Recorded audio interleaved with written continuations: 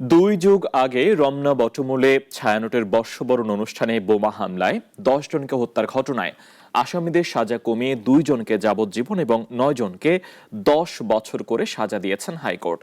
হুজি নেতা মুফতি হান্নানের মৃত্যুদণ্ড কার্যকর ও 2 আসামি মারা গেছেন। তারা বাদ পড়েছেন মামলা থেকে।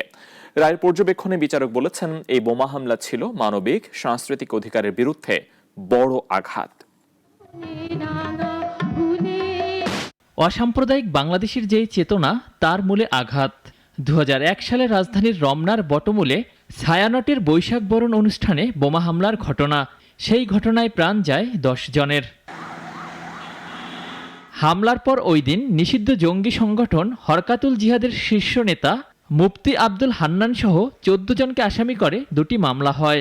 সেই ঘটনার প্রায় 13 বছর পর 2014 সালের 23 জুন এ মামলার রায়ে প্রধান আসামি মুফতি হান্নান সহ 8 জনের মৃত্যুদণ্ড ও 6 জনের যাবজ্জীবন কারাদণ্ড দেন আদালত।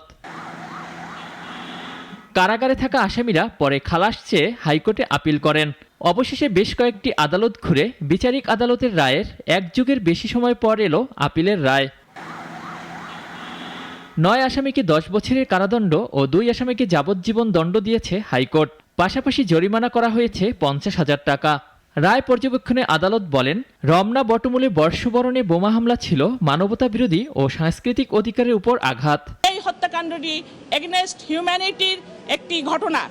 এটি মানবিক যে মূল্যবোধ, মানবিক যে চেতনা, তার বিরুদ্ধে একটি হত্যাকাণ্ড।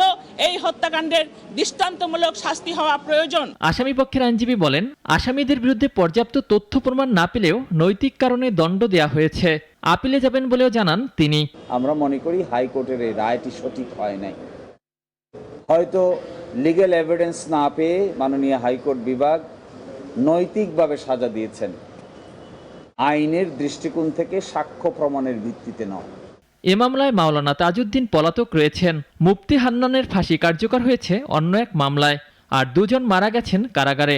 এছাড়াও 10 আসামি কারাভোগ করছেন কারাগারে। অলিউল রনি, নাগরিক, ঢাকা।